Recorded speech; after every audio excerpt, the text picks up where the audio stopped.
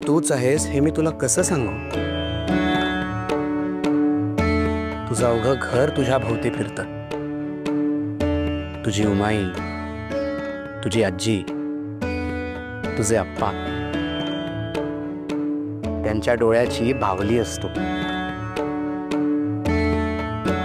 आणि तुझ्यावर आलेल्या सावटामुळे ते मुळापासून हदरलेत.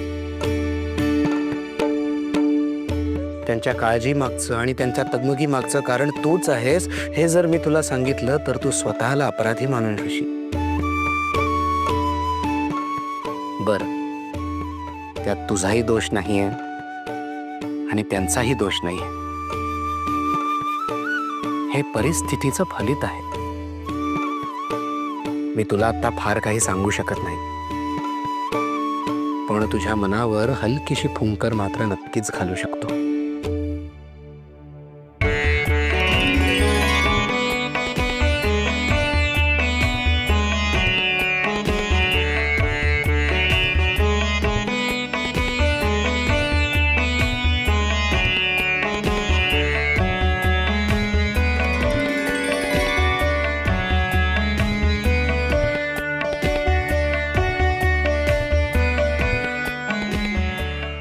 ठाऊके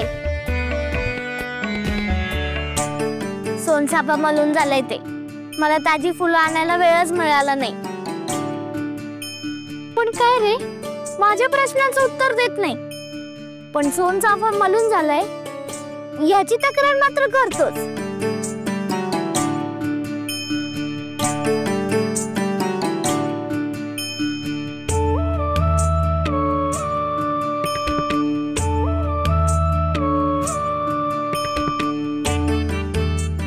कसं कळलं रे की मला विठुरायासाठी सोनचाफ्याची ताजी फुलं हवीत ते? ए, कायासाठी नाही, तुझ्यासाठी आणली ते फुलं. गप्प बस, दे इकडे ते. मी आले विठुरायाला वाहून. अगं अगं अगं,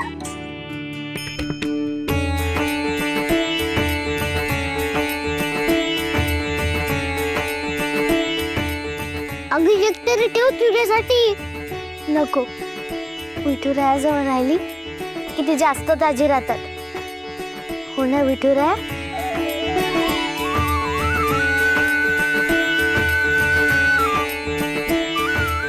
किती छान वाटतंय सोनचाफ्याच्या सुगंधाने.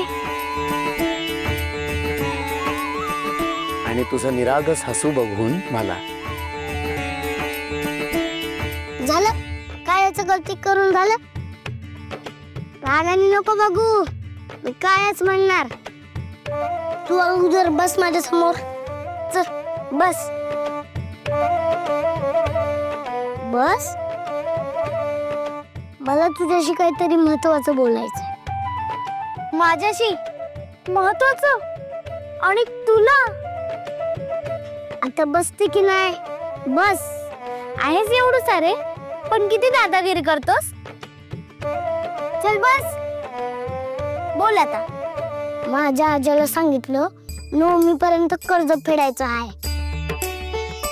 हे कर्ज कशा पायी झालंय असं आजाने विचारलं. मी म्हंटल मला नाही ठाऊक कशा पायी झालंय कर्ज. आजी म्हणत होती ते मी तुला सांगते. अरे, हे आपल्या विठुरायाचं रावळ आहे ना, आधी होतं दादा आजोबांचं. मग उमाईचं लग्न झालं, हे राऊळ त्यांच्या जावयांना दिलं, म्हणजे माझ्या आप्पांना दिलं.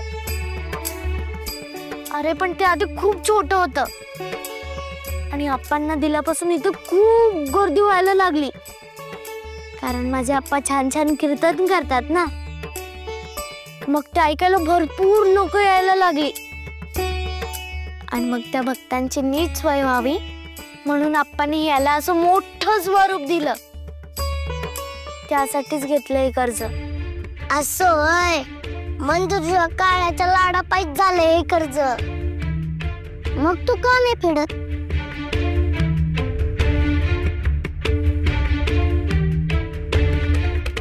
तू मला का फेडायला लावतोय? म्हणजे लाडतेच आणि कर्ज तुमच्यावर. वा रे वा. पांडू, तू विठुरायाबद्दल जर वाकडं बोलणार असशील ना तर माझ्याशी बोलूच नकोस. कर्ज काय त्याने घ्यायला सांगितलं होतं, आम्ही घेतलं ना ते, मग आम्हालाच फेडायला हवं ना. याच्यासाठीच घेतलं ना कर्ज. तू बोलतोसच का? तू नको बोलूस. कट्टी कट्टी कट्टी अट्टी कट्टी बारम बट्टी 12 महिने बोलू नकोस. लिंबाचा पाला खाऊ नकोस. माझ्याशी फुगडी घालू नकोस आणि माझ्याशी बोलूही नकोस. कट्टी जा.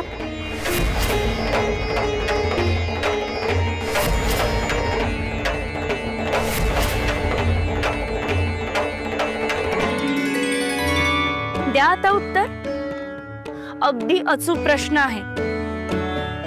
कर्ज तुमच्यामुळे झालं, मग तुम्ही का फेडत नाही?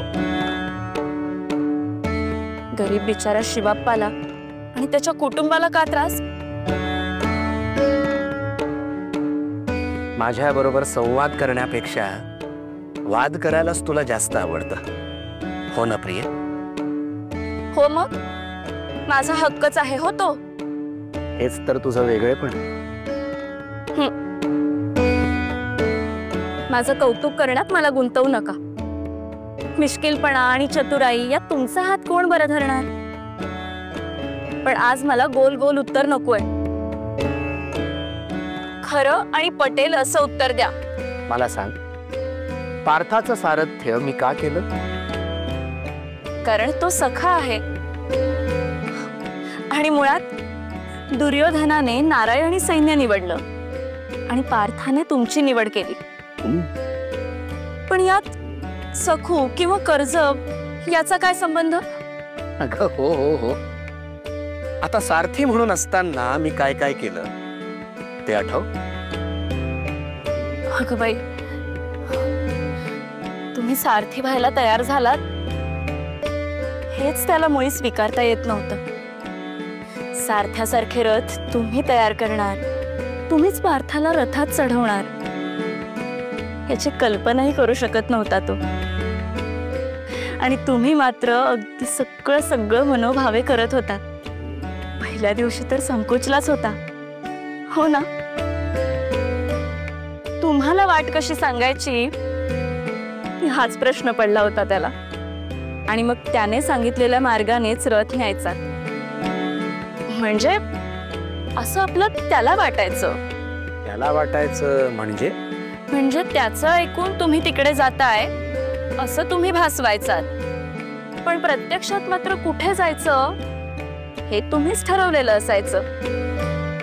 महाभारत युद्ध काय होणार, कोण जिंकणार हे सगळं तुम्हाला ठाऊक होतं. तरी सुद्धा तुम्ही सारथ्याची भूमिका अतिशय मनापासून निभावली.